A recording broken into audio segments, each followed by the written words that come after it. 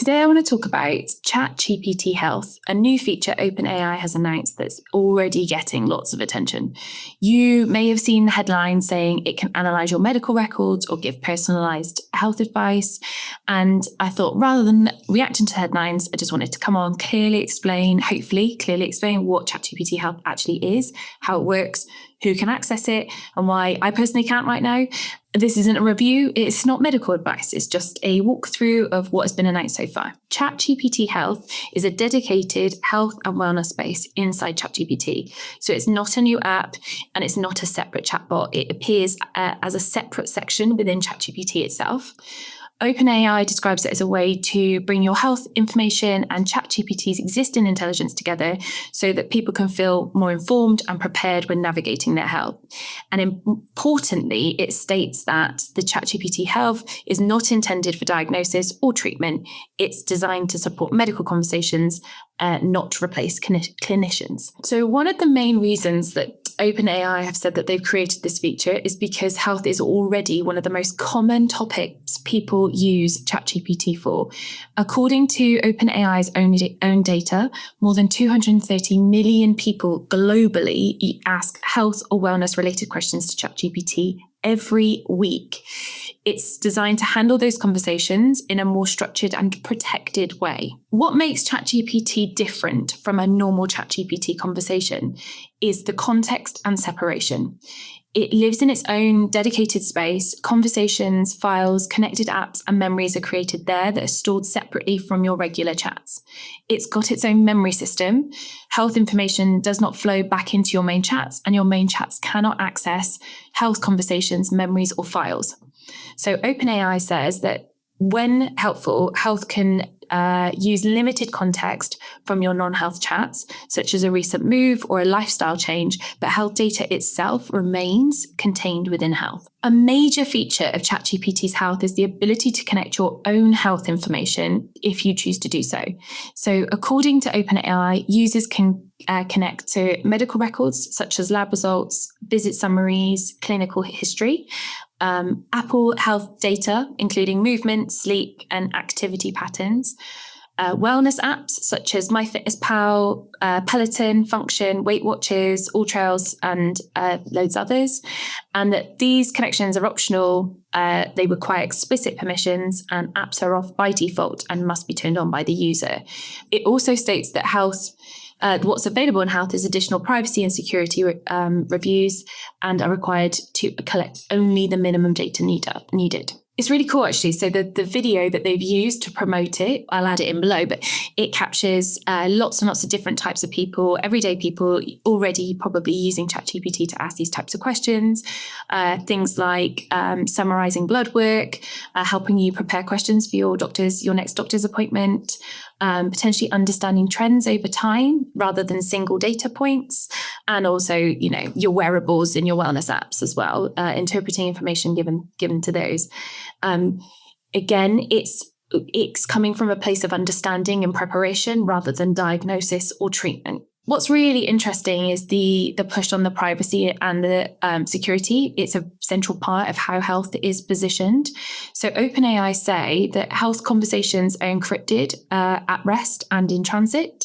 They operate as a separate isolated space, obviously within inside ChatGPT, that health chats, files, memories are not used to train OpenAI's foundation models. That you can, as a user, you can view or delete health memories at any time, and you can obviously disconnect apps or medical records at any time. That's really interesting. That's kind of the push and the promotion of this part of ChatGPT Health. Despite all of these safeguards, privacy campaigners and journalists have raised concerns, particularly around the sensitivity of health data and the risks of storing medical information within any technology. And I think that it's worth openly discussing this and understanding this before using really any tool that you're sharing that kind of information with. Who can actually access ChatGPT Health at the moment? So at launch, it's being rolled out to a small group of early users, just like everything else that OpenAI tend to start with when it comes to something new. It's actually only available to users on free Go, Plus and Pro plans. It's not available in the UK. It's not available in the European Economic Area or Switzerland. And medical record connections are US only. Apple Health integration requires iOS, and there's a waitlist. So you can join the waitlist. It says that OpenAI has said that access will expand over time.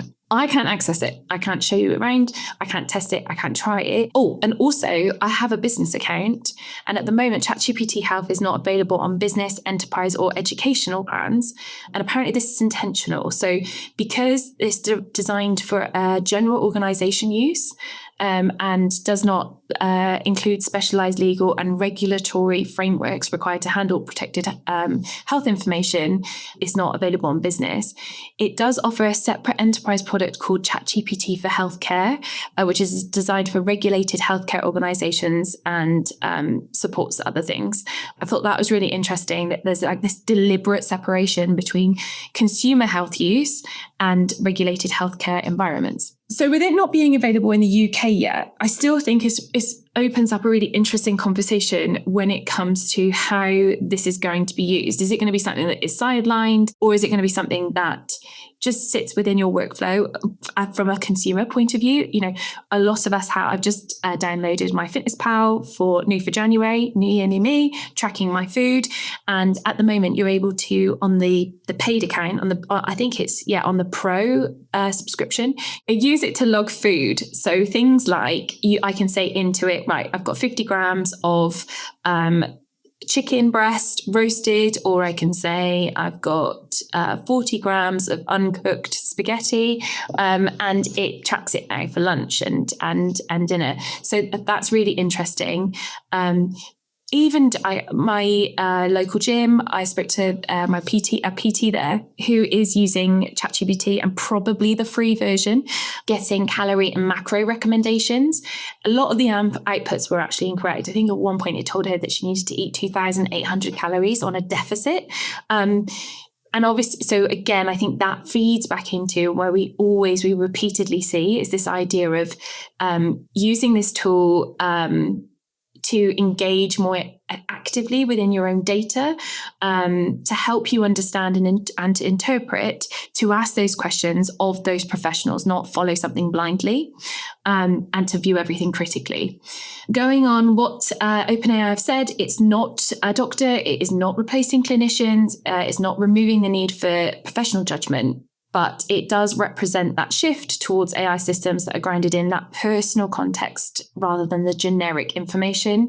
And whether or not you choose to use it or not, understanding what it is and what it isn't, how access works, and all of these things really important when it comes to these tools as they become more common. So I hope that helps. I'm really interested if you've got access, if you can access it. I'd love to hear how you're using, how you're finding it. Are there any bugs, especially as that small user pot? Would it be something that you would use? Is there a way that you can see it working within your wellness apps? My Fitness Pal or Apple Health. I'd love to know your own experience. Thank you for joining me today. Thank you for listening. If you want more of these behind the scenes episodes, along with practical AI walkthroughs and updates across the business, hit like and subscribe so you do not miss what's coming next. And if you want to dig deeper, head to non-techies.ai. You'll find our academy, our on-demand courses like Ultimate ChatGPT and Ultimate Copilot, and our flagship Become an AI Trainer program. You can also sign up for our free weekly newsletter for the latest AI news sent straight to your inbox. Thank you for being here, and I'll see you in the next video. Bye for now.